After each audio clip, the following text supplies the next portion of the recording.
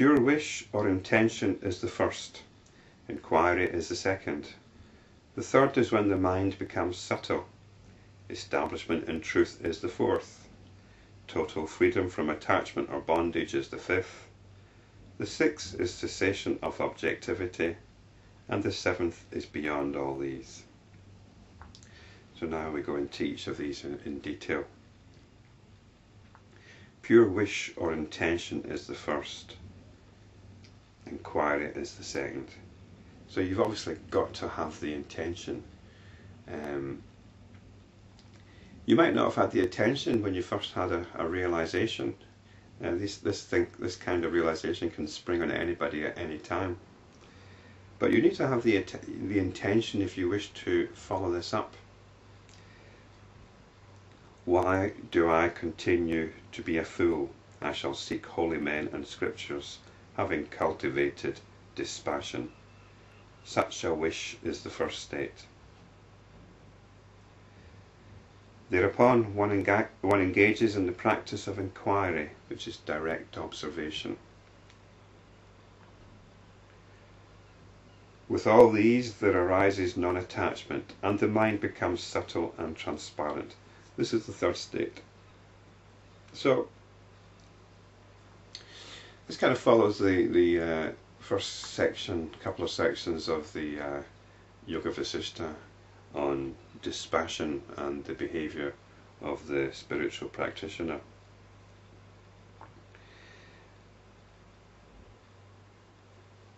You have the intention, and then you observe what is happening. You observe the way that the attention gets diverted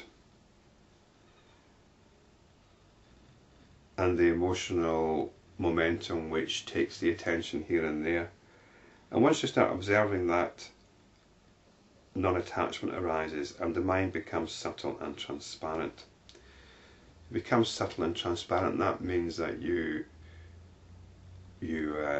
becomes subtle in that you become aware of the subtlety of what's going on, and it becomes transparent in that it becomes more obvious what's going on.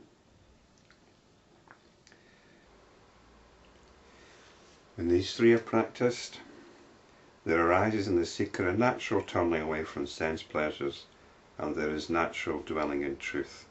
This is the fourth state. So it's being called truth here. We're no longer looking for fulfilment, or we realise the truth that fulfilment in objects, fulfilment through acquiring objects in the external world is no longer, well, it's an absurdity. You become aware of that absurdity. So it's called a natural dwelling in truth. When all these are well practiced, there is a total non-attachment, and at the same time a conviction in the nature of truth. This is the fifth state. So it becomes clearer and clearer. The more you do this, the more any doubts about it disappear, and it becomes empirically obvious. And so you get non-attachment to the things of the world, or to ideas and beliefs.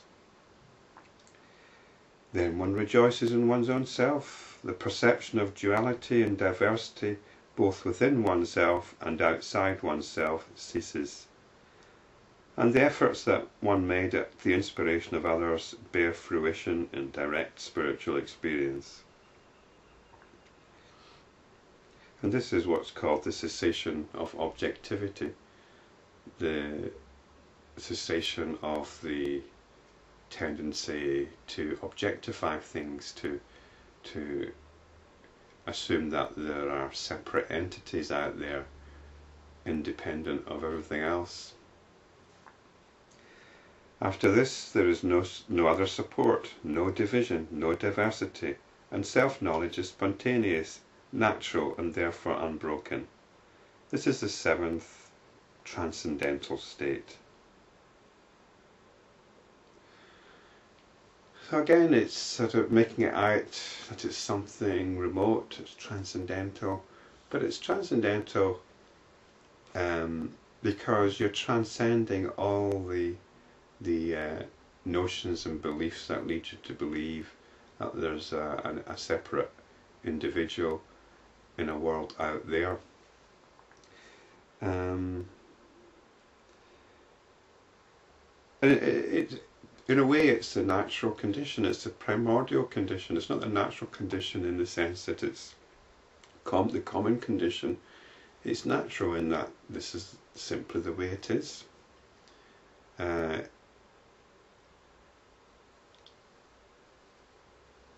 nothing transcendental about it, really. All you've done is woken up to the illusion or the delusion which most people labour under. And beyond this is the state of one who's transcended even the body. It says, actually, let's read that again. This is the state of one who is liberated even while living here. Beyond this is the state of one who has transcended even the body, the turiyatita. Yeah, so when you start getting caught up in this as something exotic and to do with altered states of consciousness, it becomes, you get into what I'd call the spiritual romance, the romance of exalted states of consciousness. And in Hinduism there's the idea that for some states of consciousness you've actually got to leave the body behind. But what's happening, what you can do here, what I'm going to suggest here is that you've transcended notions of the body. It doesn't mean to say that you're floating around like a ball of golden light or something. You're simply aware that the body is another notion, just like notions of I and this.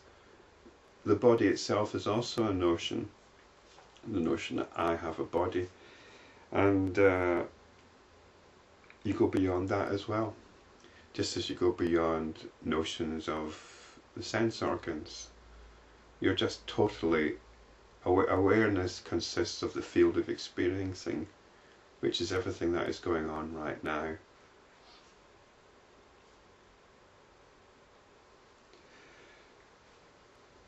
Ram, all these great ones who ascend these 7 planes of wisdom are holy men. They are liberated and they do not fall into the mire of happiness and unhappiness. They may or may not work or be active. They rejoice in the self and do not stand in need of others to make them happy. The highest state of consciousness can be attained by all,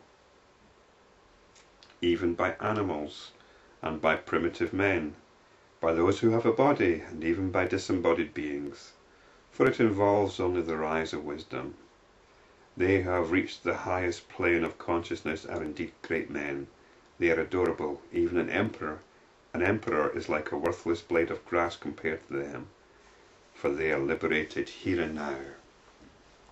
The highest state of consciousness, the highest planes of consciousness. It's like we're angels ascending to some angelic realm. No, it's what's going on here and now. This is how we've got to, this is what we navigate to. And it's not a state of consciousness, it is simply a state of consciousness. And most of us, most of the time, are not in a state of consciousness. Most of us, yeah, we're in a state of consciousness, but we're not conscious.